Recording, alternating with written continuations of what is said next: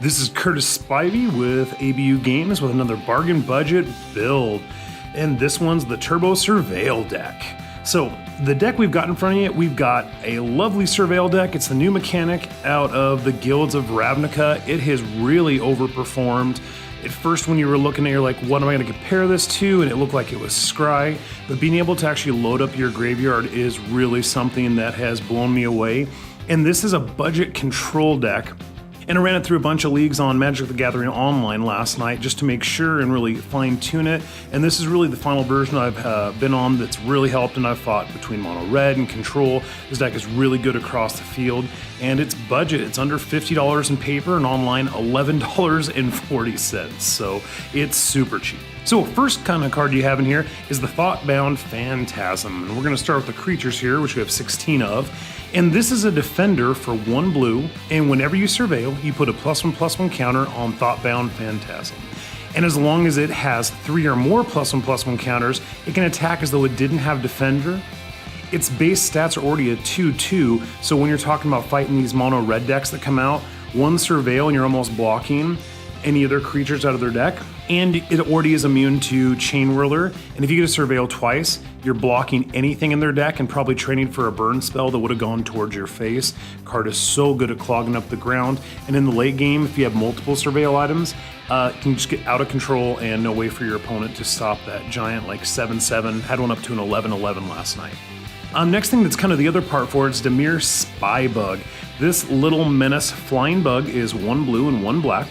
It's flying, it's got menace, and whenever you surveil, you put a +1/+1 counter on it. So it doesn't start out as much, but it does come out early. It does die to a lot of early removal, but if you get this thing and you're in a good position, I've played it a little bit later in the game on this one, it can just take over. Really hard for any deck other than probably Boros Angels right now to block with a menace flyer, so it's real business, it's really good on there. It's one of the 8 creatures that really makes this deck. Next creatures running 2 of Nightveil Sprite, and this card is overperformed for me, and it's only a 2 of in this deck. It's a 1/2 flyer, and whenever it attacks, you surveil 1. This will continue to make your other 2 creatures get bigger, and your opponent never wants to waste any of their removal on this because it really is not the creature they want to kill. They can't let the other 2 get out of control, because even though this surveils, it is also really super weak and they don't want to stop it. But with Surveil, it's going to let you dig through your deck, and it's going to help you find those late game pieces that you need really to make sure you're fighting through. Next one that's really amazing with your Surveil is the Blood Operative. This is 2 black and 1 colorless. It is a vampire assassin creature. It's got lifelink, and that just is so big in this format. We're blocking the red decks. And whenever it enters the battlefield, you may exile target card from a graveyard. So this already has built-in graveyard removal. It's also recursive, and let's go over that. Whenever you surveil, if Blood Operative is in your graveyard, you may pay 3 life. If you do, return Blood Operative to your hand. So that lets you dig into their graveyard again, dig stuff out. Or I surveilled this twice into my graveyard last night when I was playing, and I got to bring it back when I surveilled. So not only can it trade and help you get life, you can actually surveil it, and so later in the game you can bring it back. If your opponent doesn't have anything that you want to remove, or you know they're a graveyard deck, you can actually just hold off, because this is kind of your graveyard interaction, and it's fantastic in being main board, and that it plays around with the Surveil feature. The next 2, because we are budget, but again works with a Surveil, is the Bone Dragon. We'll talk about some updates in another little part of it, but the Bone Dragon, it's 5 mana, 2 black, 3 colorless, flying, and for 5 mana as well, you can exile 7 other cards from your graveyard, return Bone Dragon from your graveyard to the battlefield tapped. This is another great feature with Surveil. If you have a ton of stuff in your graveyard already you want to remove, with 7 other cards, you just remove it, so 8 in the graveyard. This can come back late game, and it's just so punishing when you already surveilled all those extra lands you didn't need, and you really don't need to have much more than 5, or you just need to block and just hold them on. This is really good for that, and it just gives you that recursive threat, and it really is an awesome threat. We're only talking, this thing runs right now like $2. It's so fantastic. It is getting played a little bit more because people are putting stuff in the graveyard, but 2 Bone Dragon. And in the main, we have one other big creature, and the last one here, we have Nezahal, the Primal Tide. This, for the longest time in testing, was going to be the Dream Eater, but every time I played against mono red and played a Dream Eater, I cast it, it died to a lightning strike or a wizard's lightning every single time, and the best thing I was bouncing was one of their 1-drops or 2 or a chain whirler. It just did not fill the need that it needed to be that game closer. And this is so much better. It closes against those control decks. You have all those cards you don't need towards the end. It's just so fantastic. Nezahal is a 7/7. When you cast it, it can't be countered. It's a Dinosaur Elder. It is legendary, only running 1. You have no maximum hand size, and whenever your opponent casts a non-creature spell, draw a card, so you get a lot off of that. And then you can discard 3 cards, exile it, then return it to the battlefield tapped under its owner's control at the beginning of the next end step. So if you've just been grinding away in the game and just need your closer, this is your closer. You really don't want to play it until then.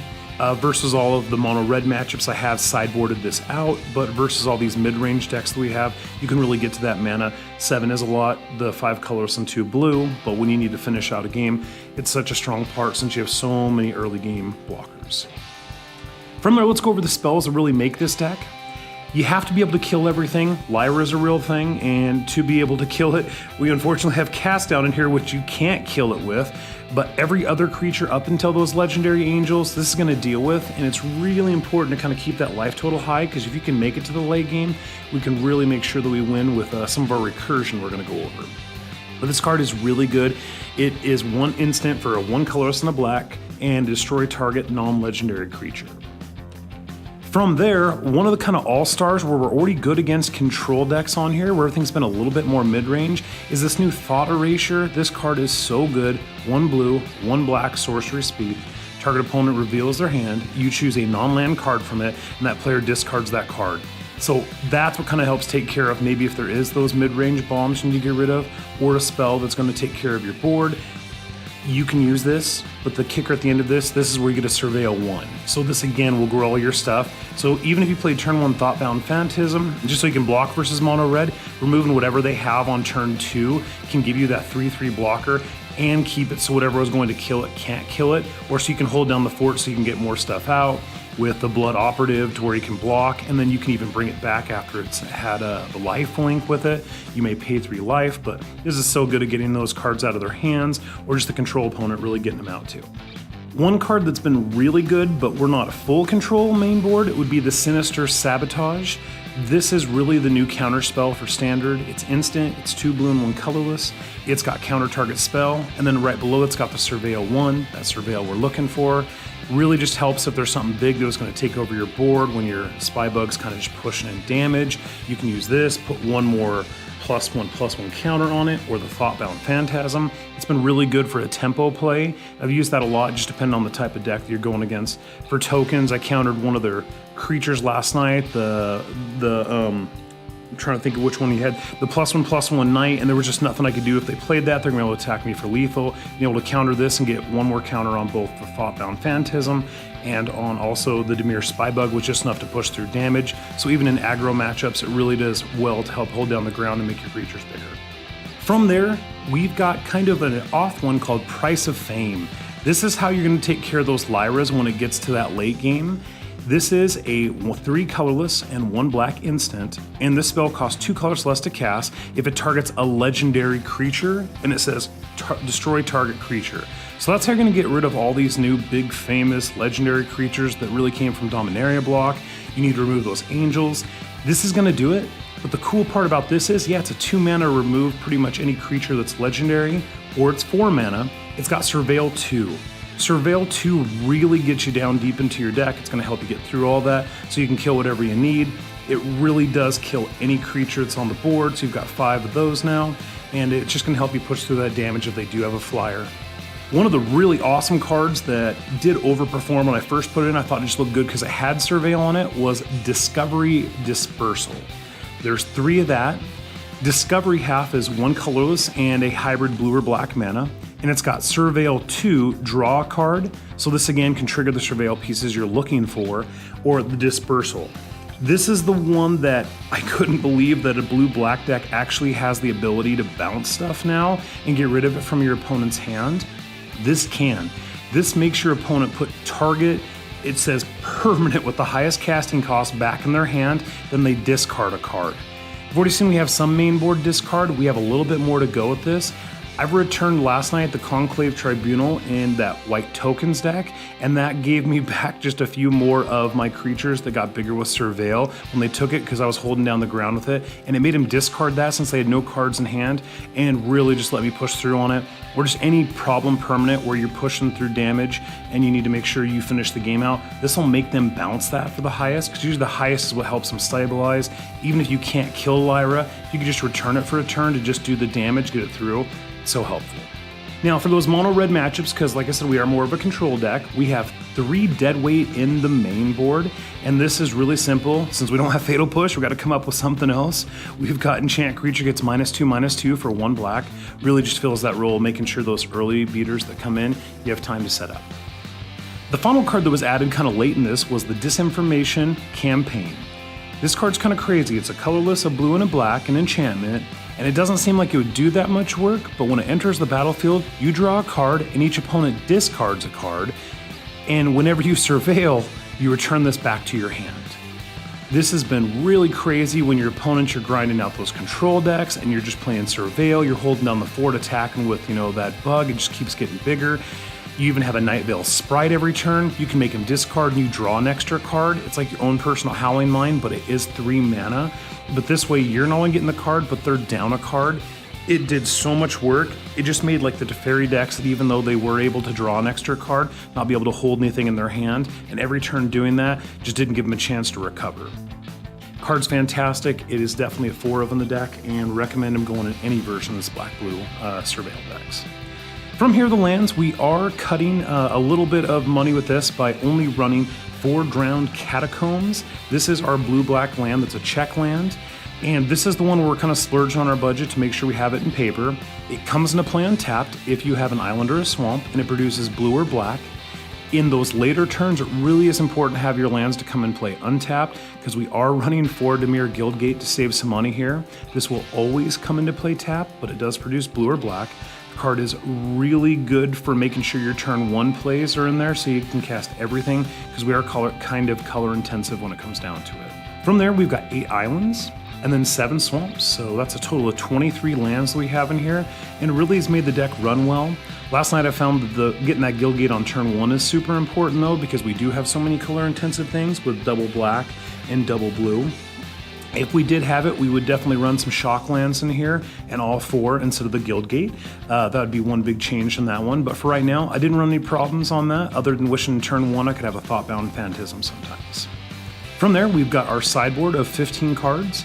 Number one thing, we talked about having 3 already, but we have a 4th deadweight in there just to make sure for the aggro decks. We have 2 Spell Pierce, which just to counter anything they have, non-creature coming in. It is for 1 blue, and this will counter it, and non-creature spell unless they pay 2 or more. New card that's really thankful that was in gate is the new Disdainful Stroke. There's 3 of them in here, and for 1 colorless and a blue, counter target spell with converted mana cost 4 or greater. Next thing we have is a 4 of, and this is one of the 4 ofs on the sideboard, is Golden Demise. This is an Ascend card, so back from Ixalan block. You've got, if you control 10 or more permanents, you get the City's Blessing for the rest of the game. It's the only card we have with Ascend. And all creatures get -2/-2. If you have the City's Blessing instead, only creatures your opponent control get -2/-2. This card's really important to make sure that you clear out any of these token decks that have been getting really big, and they really only push up to 2 power, so this can clear their boards, and while keeping your stuff around. 1 Surveil will let your Thoughtbound Phantasm survive. 2 will let your Dimir Spybug go ahead and come up. If it only has 1 counter, it would die, but if you have 10 permanents, it would just remove theirs. If you do get the 3rd Surveil on there, 2nd Surveil, that'll make it so it survives through this. So this just has all sorts of awesome implications. The other card that you think you could run in that would be the Ritual of Suit on there, but right now that card would kill everything because it's 3 casting costs or less, and this is actually better in our deck. The other 2 cards we have for removal, because we mean the business, is 2 Phyrexian Scriptures. That's 2 colorless and 2 black. The first, it's one of our sagas. It puts a +1/+1 counter on up to 1 creature, and that creature becomes an artifact in addition to its other types. And then the second mode is destroy all non-artifact creatures. And the third after you draw would be exile cards from opponents' graveyards. So another piece of graveyard help to get rid of, because there was a lot of green-black. Not only that, but it can just make your stuff bigger, or your one creature that can survive through that if there is any other non-artifact that can really just help push through it. The card's been really good in testing, clears out the board on your side, leaves your one big threat where you kind of ride it home. We have a bunch of those in here with the Spybug and the Phantasm. The last card, which is such a big piece of standard, and it saw some play at the end of the last one, is the Eldest Reborn, another one of these sagas. It's an uncommon and it's incredibly powerful. The first one is each opponent sacrifices a creature or a planeswalker. Second part after draw would be each opponent discards a card. And the last one is put target creature or planeswalker from a graveyard onto the battlefield under your control. So it can be from any graveyard. If you're playing against a really grindy mid-range deck, this is so good after you've killed everything, or even just a small deck to take something that they had from it, just to remove that blocker, discard a card, get the opponent empty-handed, and you can even return things like Nezahal that we've had. I've returned that last night once, and that was just game versus the control deck that already had to empty like 6 cards just to try to get rid of it. So Eldest Reborn's huge in this one. You become bigger in mid-range deck. You really are just a full control deck at that point, and you can grind out the best decks in here by countering whatever you need. Planeswalkers, they're all 4 or more at this point, so you've got that taken care of. So that's our bargain budget turbo deck today, and this is Curtis signing out.